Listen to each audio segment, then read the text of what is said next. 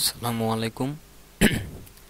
আমি আতিকুল্লাহ, ফ্রি বাংলা টিউটোরিয়ালে আপনাদেরকে স্বাগতম।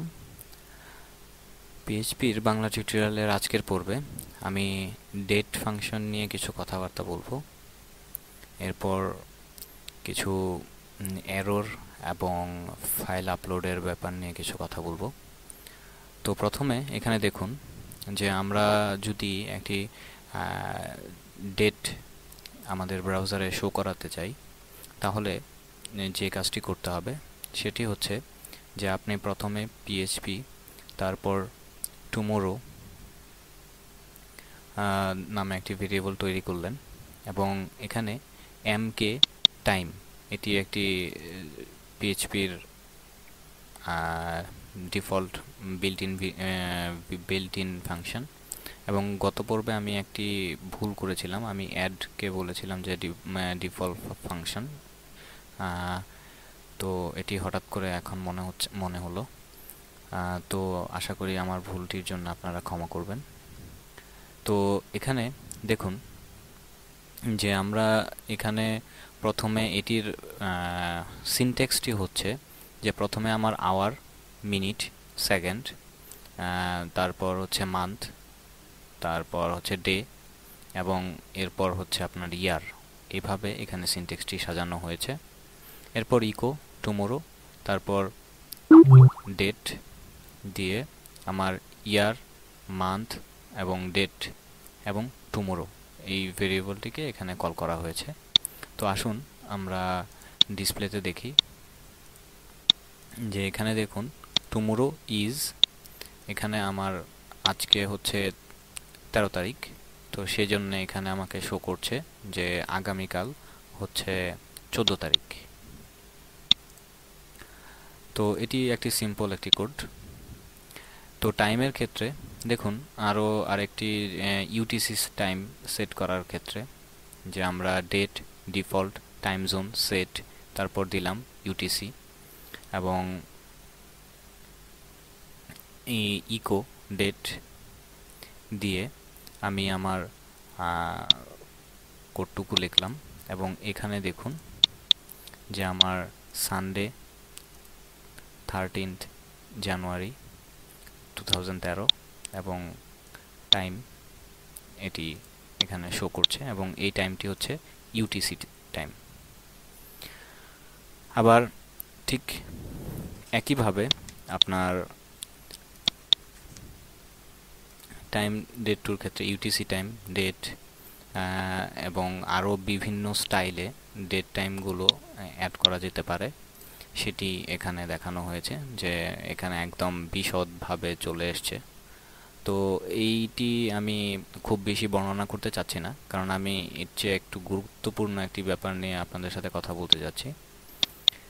তো এখানে আরেকটি ব্যাপার দেখানো হচ্ছে যে আমরা ডেটকে বিভিন্নভাবে বিভিন্ন আঙ্গিকে লিখতে পারি। সেই লেখার কোডটি এখানে দেওয়া হয়েছে যে শুধুমাত্র আপনি মাঝখানে হ্যাশ দিবেন না ডট দিবেন, এই ব্যাপারগুলো। এবার আমি আরেকটি ইম্পর্ট্যান্ট একটি কোডিংয়ে যাচ্ছি, সেটি হচ্ছে যে আমরা অনেক সময় একটি ধরুন আমরা একটি ওয়েবসাইট তৈরি করছি, সেই ওয়েবসাইটের আমাদের হোম পেজে অ্যাজ ইউজুয়াল আমাদের যে যে জিনিসগুলো থাকে সেটি হচ্ছে হেডার, ফুটার, সাইডবার এক্সেট্রা। তো এই হেডার, ফুটার, সাইডবার এইগুলো কিন্তু আমার হোম পেজে যেরকম থাকে আমার অন্যান্য পেজেও ঠিক সেরকমই থাকে। তো সেক্ষেত্রে এখানে তো ওই কোডগুলো বারবার প্রতিটি পেজে লেখার থেকে আমরা যে সহজ কাজটি করতে পারি, ইনক্লুড অথবা রিকোয়ার এই ফাইলের মাধ্যমে আমরা ওই ফাইলটিকে দেখিয়ে দিতে পারি। যেমন আমরা যদি আরেকটি ধরুন হেডার ডট পিএইচপি নামে একটি ফাইল এখানে তৈরি করলাম, সেই ফাইলটিকে এখানে কল করা হলো এবং পিএইচপি ইনক্লুড এরপরে ফাইলটির নাম দিয়ে দিলাম, তাহলে আমার ওই ফাইলটি ইনক্লুড হয়ে যাবে। আমার বারবার হেডারের কোডটা আমার প্রতিটি পেজে লেখার কোনো দরকার পড়ে না। তো ধরুন এখন এরকম হলো যে আপনি এমন একটি মানে ভুল একটি ফাইল আপনি এখানে অ্যাড করলেন। তো এখানে দুটি ফাংশন আমি পাশাপাশি দেখাচ্ছি, এটির পেছনে কারণ হচ্ছে একটি হচ্ছে রিকোয়ার আর একটি হচ্ছে ইনক্লুড। এটি দুটির পেছনে কারণ হচ্ছে যে ইনক্লুড যদি হয়, ইনক্লুডটি যদি এই ফাংশনটি যদি আপনি ইউজ করেন তাহলে একটা আপনাকে ওয়ার্নিং তৈরি করবে এবং আপনার পরবর্তী কোডগুলো যে কাজ রয়েছে সেই কাজগুলো শো করবে। তো এখানে দেখুন যে এখানে আমার এই ফাইলটি রং ফাইল, এই ফাইলটি সে পায় নাই। তো এই কারণে সে আমাকে দেখাচ্ছে যে আমার পিএইচপিতে লাইন নাম্বার 5, এই লাইন নাম্বার 5-এর মধ্যে প্রবলেম আছে এবং এখানে আমার সেই এররটি এখানে শো করছে। কিন্তু আমার পরবর্তীতে ইকো নামে যে আরেকটি কোড এখানে তৈরি করেছিলাম যে হ্যালো ওয়ার্ল্ড, সেই হ্যালো ওয়ার্ল্ডটি এখানে শো করছে। আর এখানে যখন আমি রিকোয়ার ইউজ করেছি, রিকোয়ারের ক্ষেত্রে সেম কোডটি আমি এখানে লিখেছি, কিন্তু এই ক্ষেত্রে ইকোর পর আমি হ্যালো ওয়ার্ল্ড কথাটা যে লিখেছি সে কিন্তু আমাকে সেই হ্যালো ওয়ার্ল্ডটা দেখাচ্ছে না। এটির ক্ষেত্রে দেখাচ্ছে ওয়ার্নিং আর এটির ক্ষেত্রে দেখাচ্ছে ফ্যাটাল এরর। তো এই দুইটি ফাংশন আরও বেশ কিছু ফাংশন হেডার, ফুটার বা এলিমেন্ট তৈরিতে ব্যবহার করা হয়ে থাকে, যেগুলো একাধিক পেজে বারবার ব্যবহার হবে এবং সার্ভার সাইড ইনক্লুড প্রচুর কাজ করা থেকে আমাদেরকে বাঁচিয়ে দেয়। এবং সবচেয়ে বড় কথা হচ্ছে যে ইনক্লুড ফাংশন যদি একটি ফাইলের সকল কন্টেন্টকে গ্রহণ করে বর্তমান ফাইলে অন্তর্ভুক্ত করে দেয়, তাহলে যে কোনো এরর দেখা দেয় এবং সেই এররটি এখানে শো করে এবং পরের যে স্কিপটি থাকে সেই স্কিপটি সে আমাদেরকে শো করে যে এখানে এই হ্যালো ওয়ার্ল্ডটা শো করছে। কিন্তু রিকোয়ারের ক্ষেত্রে যেটি হচ্ছে যে আমার ফ্যাটাল এরর দেখিয়ে আমার পরে এই স্কিপটিকে ওইখানেই শেষ করে দেয়, এরপরে আর কোনো স্ক্রিপ্ট সে করে না, শো করে না। সেই কারণেই আমার এই রিকোয়ার ফাংশনে এখানে যে আমি পরবর্তীতে হ্যালো ওয়ার্ল্ড কথাটি লিখেছি, এখানে আমার সেই হ্যালো ওয়ার্ল্ড কথাটি আর শো করছে না। তো এই হচ্ছে অ্যাকচুয়ালি হ্যালো এবং ইনক্লুডের কাজ। এবং আমরা ক্ষেত্র বিশেষে ইনক্লুড অথবা রিকোয়ার ফাইলটি ইউজ করে থাকি। এখন আপনার নিজের উপর ডিপেন্ড করবে যে আপনি রিকোয়ার কোডটি ইউজ করবেন নাকি আপনি ইনক্লুড কোডটি ইউজ করবেন। কারণ অনেক সময় দেখা যায় যে ইনক্লুড ফাংশনটি ব্যবহারের চাইতে আপনার রিকোয়ার ফাইলটি ব্যবহার করা ভালো, কারণ কোনো এররের পর স্ক্রিপ্টটি চলার প্রক্রিয়াটা অব্যাহত রাখাটা ঠিক না। কারণ দেখা যায় এতে আপনার অনেক ডেটা ফ্লাশ হয়ে যেতে পারে। তো যাই হোক, এটি সম্পূর্ণই আপনার ব্যাপার, আপনার নিজের রিকোয়ারমেন্টস অনুযায়ী সেই কাজগুলো আপনি করে থাকবেন। এবার আমি যে ইম্পর্ট্যান্ট একটি ব্যাপারটি আপনাদের সাথে দেখাতে চাচ্ছি সেটি হচ্ছে যে সার্ভারে একটি ফাইল আপলোড কিভাবে করতে হয়। তো এখানে আমি নর্মাল একটি কোড করেছি, যেমন এখানে দেখুন যে আপলোড ফ্রম নামে একটি ফর্ম তৈরি করেছি, সিম্পল ফর্ম, যে ফর্ম অ্যাকশন এবং upload underscore file dot PHP নামে একটি ফাইল তৈরি করেছি, যে আমার সাবমিটে ক্লিক করার পর এই প্রক্রিয়াটি আমার আপলোড ফাইলে চলে যাবে। এবং এখানে multipart form data level file name, তারপর আমার ওই ফাইল ইনক্লুডের ইয়াটি এবং এরপর হচ্ছে আমার সাবমিট বাটনটি। তো সেই কারণে আমার এইটির আউটলুকিং হয়েছে এরকম। এটি একটি সিম্পল কাজ, এটা আপনারা বুঝতে পারছেন। কিন্তু আমার এখন যেতে চাচ্ছি হচ্ছে আপলোড ফাইল ডট পিএইচপিতে। তো এই আপলোড ফাইল পিএইচপির ক্ষেত্রে এখানে দেখুন যে এখানে বলা হচ্ছে যে ইফ ফাইল, তারপর হচ্ছে যে ফাইলটি দেওয়া হচ্ছে, ফাইলটি দেওয়া হচ্ছে এবং যদি এরর থাকে তাহলে সে এখানে এররটি শো করবে, যে এরর মেসেজটি যেটি সেই মেসেজটি শো করবে। যদি এরর না থেকে থাকে তাহলে এখানে আমার এলস, যে এখানে আপলোডের পর এখানে এই কোডটির মাধ্যমে আমাকে আপলোড করা যে ফাইলটি আমি আপলোড করছি সেই ফাইলটির নাম এখানে আমাকে ডাইনামিক্যালি সেই ফাইলটির নাম দেখাবে। এরপর সেটি হচ্ছে যে আমার টাইপ, যে ফাইলের ধরন, কি ফরম্যাটে ফাইলটি রয়েছে সেটি দেখাবে এবং ফাইলের সাইজটি দেখাবে। এবং এরপর এখানে যে এই ফাইলটি স্টোর ইন, মানে এই ফাইলটি কোথায় স্টোর হচ্ছে সেই ফাইলটি দেখাবে। এবং এখানে বলা বাহুল্য যে আমাদের লোকাল পিএইচপিতে লোকাল হোস্টে এই ফাইলটিতে ট্যাম্প নামে যে ফোল্ডারটি রয়েছে সেই ট্যাম্প ফোল্ডারের ভেতর এই ফাইলটি সেভ হয়ে থাকে। তো আমরা চলুন দেখি যে এখানে ধরুন আমি একটি ফাইল আপলোড করছি, ধরুন এই এ নামে এই ফাইলটি আমি আপলোড করলাম, সাবমিট। এবং এখানে দেখুন আপলোডকৃত যে ফাইলটি এটির নাম হচ্ছে a.png এবং টাইপ ইমেজ এবং জেপিজি, সাইজ এত সাইজ এবং স্টোর ইন, যে এই জায়গায় এই ফাইলটি টেম্পোরারি হিসেবে স্টোর হয়েছে। আমি যদি ব্যাকে চলে যাই তাহলেই কিন্তু ওই টেম্পোরারি ফাইলটি অটোমেটিক্যালি ডিলিট হয়ে যাবে। তো এইটি হচ্ছে নর্মালভাবে ফাইল আপলোড করার নিয়ম। কিন্তু আমাদের অনেক সময়ই ফাইল আপলোড করার ক্ষেত্রে দেখা যায় কিছু বিধিনিষেধ দিতে হতে পারে।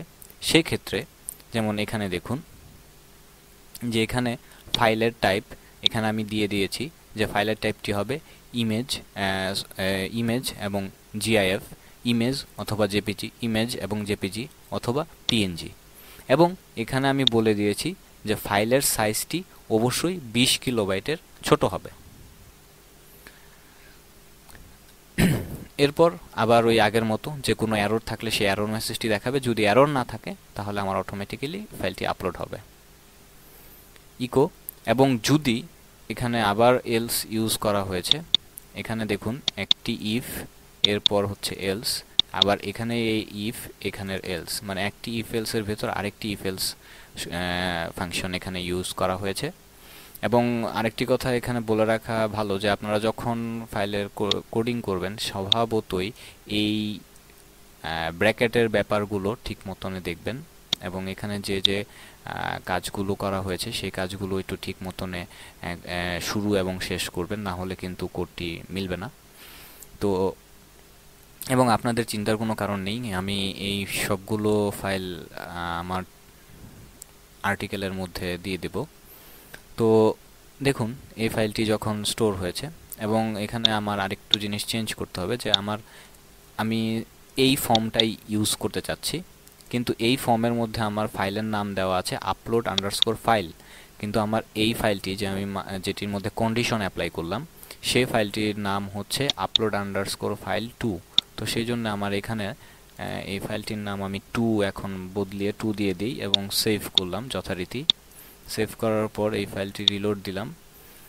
এবার আমি একটি ফাইল, ধরুন আমি এ ফাইলটি এখানে আপলোড করতে যাচ্ছি এবং এ ফাইলের সাইজ দেখুন 124 কিলোবাইট। তা আমি যদি এটি আপলোড করি, সাবমিট, এখানে আমাকে এরর মেসেজ দেখাচ্ছে ইনভ্যালিড ফাইল। এবং আমরা সাধারণত এরর মেসেজ ইনভ্যালিড ফাইল দেখি না, এখানে একটি এরর দেওয়া হয় যে আপনার ফাইলের সাইজ বড় হয়ে গেছে, ছোট হয়ে গেছে। তো এটা জাস্ট আপনার কোডিংয়ের ব্যাপার। তো এখন আমরা যদি ছোট সাইজের একটি ফাইল নেই যেটি 20 কিলোবাইটের থেকে ছোট, যেমন এটি আমার 19.3, দেখি এটি নেয় নাকি। হ্যাঁ, এটি নিয়েছে। এবং এখানে দেখুন এই যে এখানে দেখাচ্ছে যে আমার ফাইলের সাইজ 19.3 এবং আপলোডের নাম এবং কোথায় সেভ হয়েছে, টেম্পোরারি হিসেবে সেভ হয়েছে। এবার আমরা আরেকটু ডিপে যাই, সেটি হচ্ছে যে এতক্ষণ আমরা যে ফাইলটি আপলোড করলাম সেই ফাইলটি আমার টেম্পোরারি ফাইল হিসেবে ছিল, কিন্তু এবার স্বাভাবিকভাবেই এটা আপনাদেরকে বোঝানোর জন্য টেম্পোরারি ফাইল হিসেবে আমি সেভ করেছি। কিন্তু আমাদের তো একটা ফাইল যখন আপলোড করা হয় তখন স্বাভাবিকভাবেই সেটা তো আমার সার্ভারে থাকতে হয়, কারণ ইউজার বা যে কেউ যদি আমাকে একটা ফাইল পাঠায় সেটা আপলোড করে তো নিশ্চয়ই সেটা আমার কাজের জন্যই আপলোড করছে। তো তো সেই জন্যে এখানে দেখুন এই কোডটি ইউজ করা হয়েছে, যে এখানে আমার ওই জিআইএফ, পিএনজি, জেপিজি ফাইল ফরম্যাটের ফাইল ইউজ করতে হবে এবং 20 কিলোবাইটের ছোট ইউজ করতে হবে। এবং এখানে রিটার্ন কোড, যে যদি ভুল কোনো ফাইলের এরর থাকে সেটা, মানে এই জিনিসগুলো হচ্ছে আমার আগের মতো। কিন্তু এখানে দেখুন নতুন কোডটি হচ্ছে এইটুকু, যে এখানে ফাইল এক্সিস্টিং, যে ফাইলটা কোথায় আমার সেভ হবে, ফাইলটা সেভ হবে আপলোড স্ল্যাশ, মানে এই আপলোড নামে একটি ফোল্ডার। যেমন আমার টিউটোরিয়ালের ভেতর আমি htdoc-এর ভেতর যে টিউটোরিয়ালে আপনাদের সবগুলো ফাইল রেখেছি, আপনাদের যে ফাইলগুলো আমি দেখাচ্ছি সেইগুলো, তো এটির ভেতর এই ফাইল আপলোডের ভেতর আবার আপলোড নামে একটি ফোল্ডার তৈরি করেছি। সেই ফোল্ডারের ভেতর আমার ফাইলটি সেভ হবে। এই পাথটি আমি এখানে দেখিয়ে দিয়েছি এবং স্বভাবতই আমার এখানকার ইউআরএলটি দেখুন, যে এখানে আমার টিউটোরিয়ালের ভিতর ফাইল আপলোড, তারপর হলো আপলোড ফর্ম। তো সেই ক্ষেত্রে এখানে ফাইল এবং ফাইলের নাম এবং echo file name already existing. যদি ফাইল নেম অলরেডি এক্সিস্টিং হয়ে থাকে তাহলে যে ফাইল নেমটি দেখাবে, আর যদি ফাইল মানে এক্সিস্টিং না হয় তাহলে মুভ আপলোড ফাইল এবং এখানে টেম্পোরারি নেম এবং আপলোড, এরপর এখানে ফাইল নেম এবং আপলোড স্টোর ইন এই। তো এখানে ফাইলটি স্টোর হবে। তো আসুন, এবং এটি যেহেতু আমার আপলোড 3, তো সেই হিসেবে এখানেও আমার যে কাজটি করতে হবে এটির বদলে এখানে আপলোড 3 দিয়ে সেভ করতে হবে। তো আমি আপলোড 3 দিয়ে সেভ করলাম এবং এটিকে আমি রিলোড দিলাম এবং এখানে আমি যে কাজটি করতে যাচ্ছি, যে এই ফাইলটি আমি আপলোড করছি, সাবমিট দিলাম এবং এখানে দেখুন যে আমার এই ফাইলটি আপলোড হয়েছে এবং এটি স্টোর হয়েছে আপলোড এই নামে। তো চলুন আমরা দেখি, এই যে এখানে আমার এই ফাইলটি চলে আসছে, যে ফাইল আপলোড ফোল্ডারের ভেতর আমার এই ফাইলটি চলে আসছে। এবার আমি যে কাজটি করব, যে এখানে দেখুন যে এই ফাইলটি অলরেডি এক্সিস্টিং। তো আমি আবার যদি এই ফাইলটি আপলোড করি, সাবমিট, এবং এখানে দেখাচ্ছে যে এই ফাইলটি অলরেডি এক্সিস্টিং, এবং এখানে যান, এই ফাইলটি এখানে রয়েছে এবং এটি এখানে যে মুভ নিউ আপলোড এবং টেম্পোরারি নেম, এবং এখানে ফাইলটি নতুন আরেকটি নামে এখানে সেভ করেছে, মানে এখানের যে নামটি টেম্পোরারি ফাইলে টেম্পোরারি ফোল্ডার নামে। যেমন এখানে দেখুন যে আমার htdoc-এর ভেতর এই XMPP-র ভেতর এই টেম্পোরারি টেম্প নামে একটি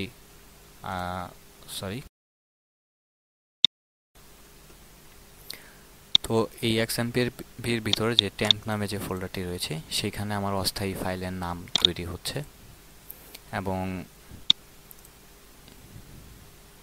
এই নামটি দেখুন, আমি যদি এটি রিলোড দিই স্বভাবতই এই নামটি আবার চেঞ্জ হয়ে গেছে এবং আরেকটি নতুন নাম তৈরি হয়েছে।